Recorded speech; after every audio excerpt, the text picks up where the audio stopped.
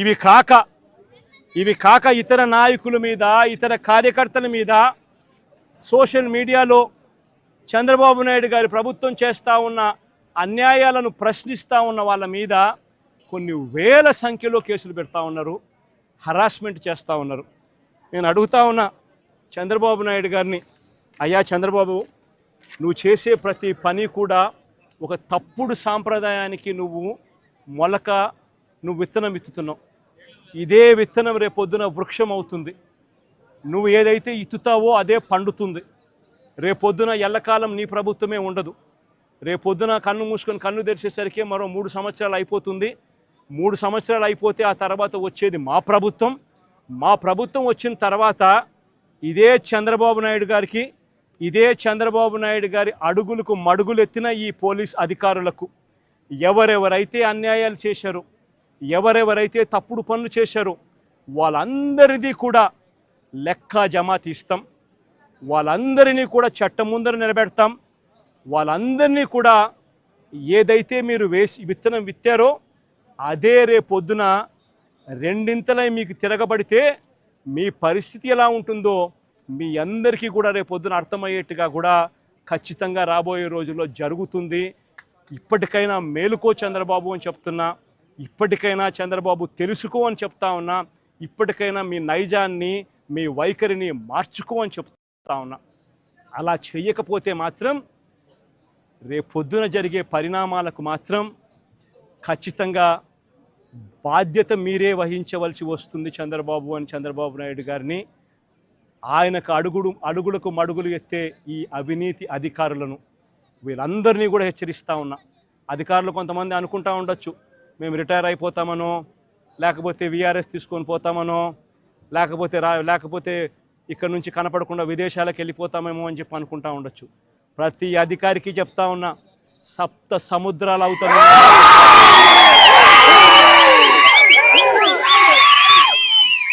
7 సముద్రాలు అవుతానున్నా చెప్తా ఉన్నా.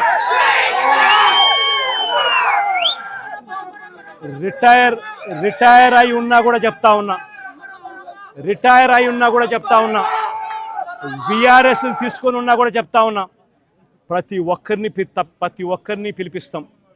ప్రతి ఒక్కరిని కూడా పిలిపించి మీరు చేసిన ప్రతి పని కూడా చట్టం ముందర నిలబెట్టి మీ అందరికీ కూడా ఖచ్చితంగా శిక్ష పడేలా ఖచ్చితంగా అడుగులు పడతాయని మాత్రం ప్రతి ఒక్కరిని హెచ్చరిస్తా ఉన్నా.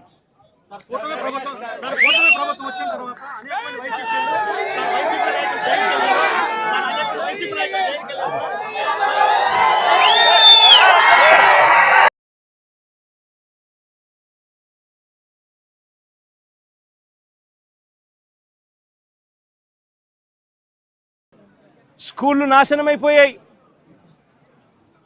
విద్యా దీవెన, వసతి దీవెన అందక 6 క్వార్టర్స్ 6 త్రైమాసికాలు ఫీజులు అందక, విద్యా దీవెన, వసతి దీవెన అందక పిల్లలు చదువులు మానేస్తూ ఉన్న పరిస్థితులు, నాడు నేడు ఆగిపోయిన పరిస్థితులు, గోరుముద్ద అన్నది రోజుకొక మెనూతో పిల్లలకు ఆహ్లాదకరమైన తిండి అప్పట్లో వస్తూ ఉంటే ఈరోజు స్కూళ్ళల్లో తిండి తినాలంటే భయపడే పరిస్థితులకి పిల్లలు వెళ్ళిపోయిన పరిస్థితులు, నాడు నేడు పనులు ఆగిపోయిన పరిస్థితులు, ఇంగ్లీష్ మీడియం గాలి కొదిలేసిన పరిస్థితులు, టోఫుల్ అనేది 3వ తరగతి నుంచి ఒక పీరియడ్ దాకా తీసుకొచ్చిన చరిత్ర గత పాలనలో మాకుంటే ఇంగ్లీష్ మీడియంను టోఫుల్ పీరియడ్లను ఎత్తేసిన చరిత్ర చంద్రబాబుకు ఉంది.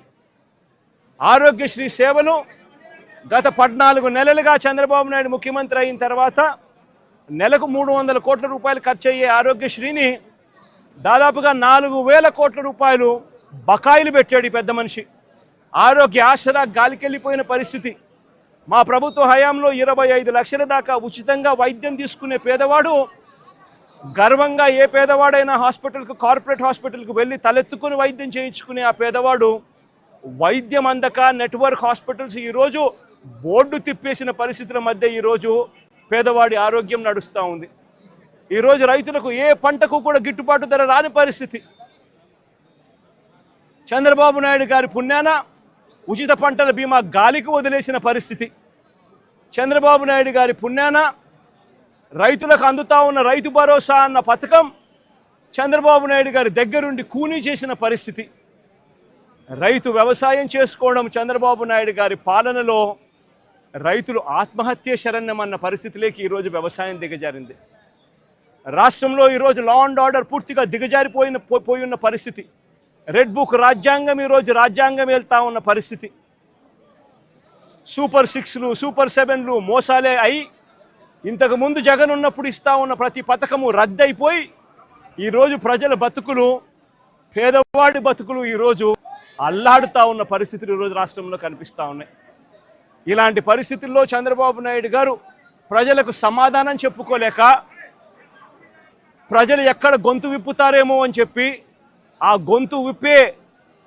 ఆ గొంతును నొక్కడానికి చంద్రబాబు చేస్తూ ఉన్న ప్రయత్నమే ఈ రెడ్ బుక్ రాజ్యాంగం.